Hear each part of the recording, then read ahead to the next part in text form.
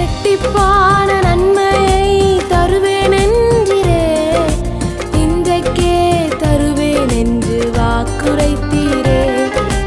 இழந்ததை திரும்ப தருவேன் என்று சொன்னீரே, இரட்டிப்பான பங்கையும் தந்திடுவாரே.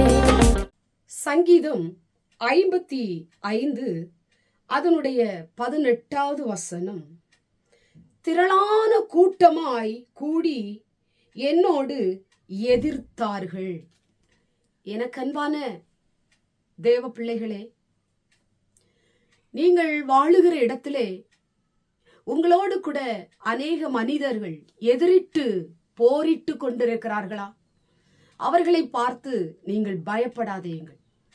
உங்களை முடங்க வைக்கிற அந்த கிரியைகள் முடங்கி போகும்படியாக ஆண்டவர் உங்களுக்கு அற்புதம் செய்ய போகிறார். இன்னைக்கு நிறைய பேர் வளருவது நிறைய மனிதனுக்கு பிடிக்காது. மறைமுகமாக நமக்கு விரோதமாய் எழும்பிக் கொண்டிருப்பார்கள். சில பேர் நேரடியாகவே எழும்புவார்கள். சில பேர் மற்றவர்களை தூண்டிவிட்டு வேடிக்கை பார்ப்பார்கள். இப்படி திரளான கூட்டங்கள் நம்முடைய வளர்ச்சிக்கு எதிராக, நம்முடைய முன்னேற்றத்திற்கு எதிராக, உங்களுடைய குடும்ப வாழ்க்கைக்கு எதிராக, உங்களுடைய தொழிலுக்கு எதிராக பல பேர் கூட்டம் கூடி எதிர்த்து கொண்டிருக்கலாம். இன்றைக்கு எதிர்ப்பின் நடுவிலே வாழ்ந்து கொண்டிருக்கிற உங்களை ஆண்டவர் உயர்த்த போகிறார். ஆண்டவர் உங்களுக்கு அனுகிரகம் செய்ய போகிறார்.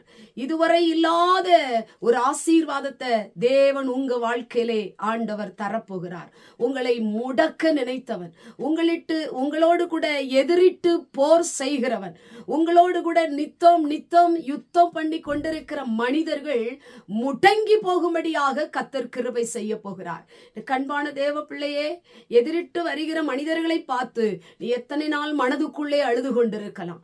ஐயோ, என்னோடு கூட யுத்தம் பண்ணுகிறார்களே, நான் இவங்களுக்கு என்ன செஞ்சேன், ஏன் என்கிட்ட போராடுறாங்க, ஏன் என் தொழிலுக்கு விரோதமா போராடுறாங்க, ஏன் என் வாழ்க்கைக்கு விரோதமாய் போராடுகிறாங்க, நான் எந்த தீங்கும் செய்யலையே, நான் எந்த தீமையும் செய்யலையே என்று சொல்லி பரலோகத்தின் தேவனோடு கூட நீங்கள் ஜெபித்துக் கொண்டிருக்கலாம். உங்களுடைய ஜபத்தை கேட்டவர், உங்களுடைய விண்ணப்பத்தின் சத்தத்தை கேட்கிற தகப்பன் இந்த நாளிலே உங்களோடு கூட எதிரிட்டு வருகிற மனிதர்கள் முடங்கி போகும்படியாக, திரும்ப எழுந்திராதபடிக்கு அவர்கள் முடங்கி போகும்படியாக கர்த்தர் கிருபை செய்ய போகிறார்.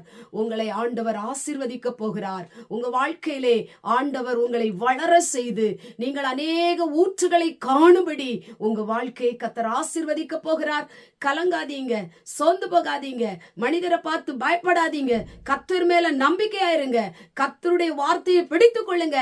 அவர் உங்களை பலப்படுத்தி உங்களை ஸ்திரப்படுத்துவார். கண்களை மூடி ஜெபம் பண்ணுவோம். எங்கள் பரிசுத்தமுள்ள நல்ல பிதாவே, கேட்டதான வசனத்தின் மூலமாய் திரளான மனிதர்கள் எங்களுக்கு விரோதமாய் எதிரிட்டு வந்தார்கள்.